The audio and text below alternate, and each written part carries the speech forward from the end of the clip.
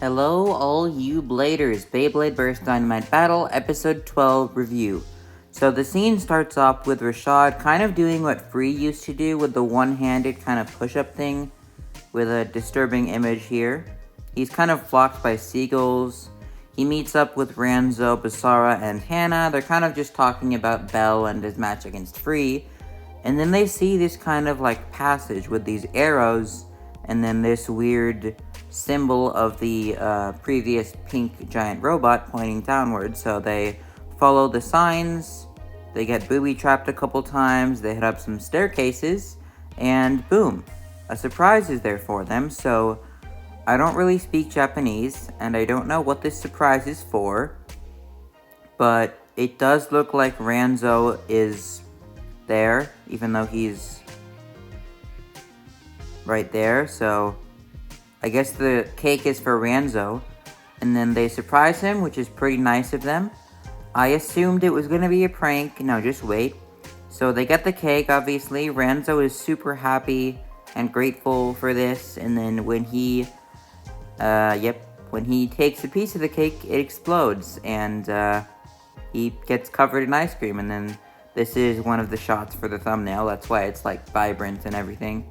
But yeah, it's hard to take Ranzo seriously like this, especially when he says amigo. It's just hilarious. And then Hannah and Basara are like that too, and Bell is just, Bell's quite the prankster. And then he laughs, Ranzo gets angry, Bell laughs, Ranzo laughs, they all laugh, he laughs. And then Free and Bell are at their match. So Free is kind of like, I should take this guy a little bit more seriously. He did beat Vault after all, and he has a rubber upgrade, but blah blah blah. Fafnir still has a chance because of its shock absorption. He shows his bay.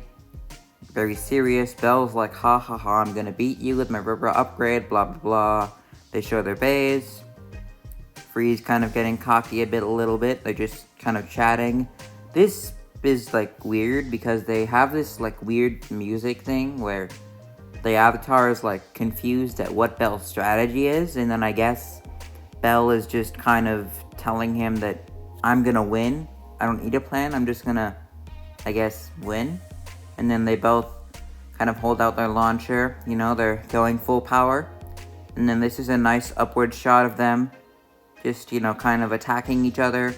They both get, so basically this battle is just, they hate each other so hard that they both get sent up flying because of the friction of the rubber. And then there's this little like void thing where Bell goes into.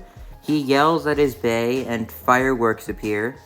And then obviously because Belial is heavier with the rubber upgrade, he does hit the ground first and then after Fafnir.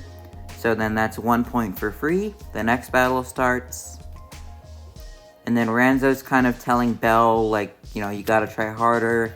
And then Ranzo's like, also saying, you only have 1 more point left. And then Bell's arguing, blah, blah, blah. So that's cool, kind of like bonding moments, arguing. They're developing in their friendship in this episode, which is cool. Free's kind of just staring. And then Vault and Rashad are talking throughout this match, just, I guess, cheering on Bell and Free. Free's going full power for this next one. Bell's kind of intimidated, and then everyone just kind of stares in the crowd, and then he kind of goes into high mode. So Free, this is the first appearance of Vanished Fafnir's high mode. I guess they had to advertise it somehow in the TV show, and since he didn't use it yet, I guess now is the best time. There is a new move, but I won't spoil that yet, even though this is, late, so people already probably know what happened. And then, basically, they attack each other. Free obviously takes center. Belial does Venture Shoot, and then there's a new move. So, in high mode, the armor's, like, more on top, right? So, the rubber is less flexible. So, instead of just being flexible and shock absorbing, it only shock absorbs a little bit and kind of, like, bounds back. It's kind of like a bound, like, spring-loaded... It's kind of like chain defense, in a way, but better.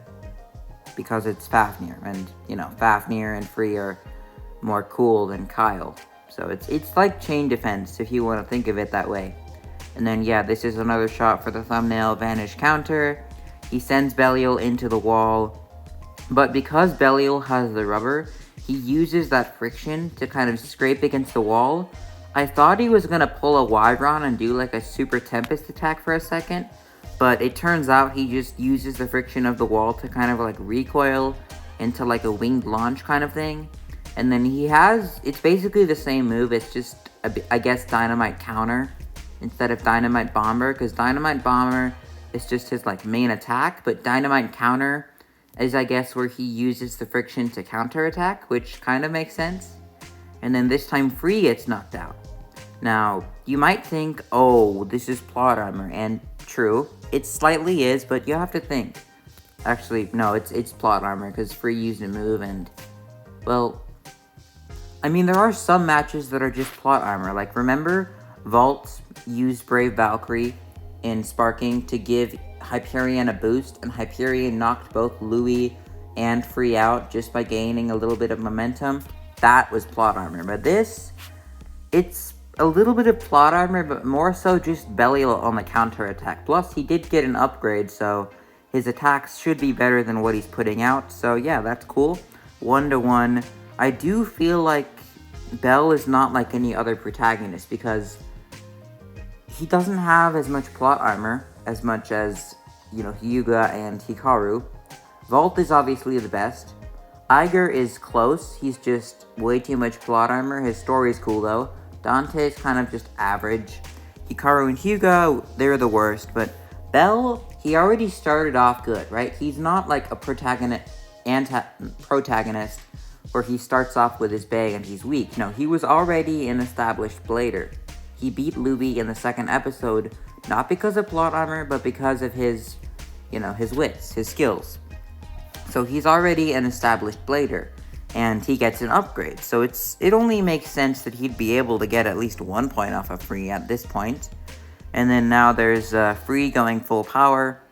Next episode, I assume there's going to be plot armor, or just Free practices with Bell. It looks like Free's kind of giving power to Belial, or Belial spin stealing. Belial spin stealing would make more sense. And oops. And then Belial kind of just, you know, they show a shot of him spin stealing. He does Venture Shoot. It's basically just showing Free and Bell, you know, launching or practicing, I guess. And then this is the thumbnail. So that's the last photo, which means this is the end of the episode review. So I did post this a little bit late. I did record this a little bit late because, you know, I had to go do some stuff like dentist appointment, new shoes. I got, you know, fast food for lunch, so that's cool. And then, yeah, so that's basically it for this episode. I thought Bell was going to actually give Ranzo a surprise, but it turns out it was just a prank, which is funny because it proves he is quite the prankster. It's not just like any other normal protagonist, you know, just trying to get stronger. At least there's some sort of uniqueness to him. He's kind of like a funny... He reminds me of Dante in a way, but just, you know, better in a way. A little bit, I guess. Just because, like, Dante is kind of, like, quirky. It's not really funny when Dante is like that. But with Bell, it's actually, like, funny because he's, like, a prankster. But, yeah, that's basically it. It's cool that we get to see Fafnir in high mode and get a brand new move. But let me know your thoughts in the comment section below. Subscribe if you enjoyed. Have fun. Peace out, and don't forget to keep on blading.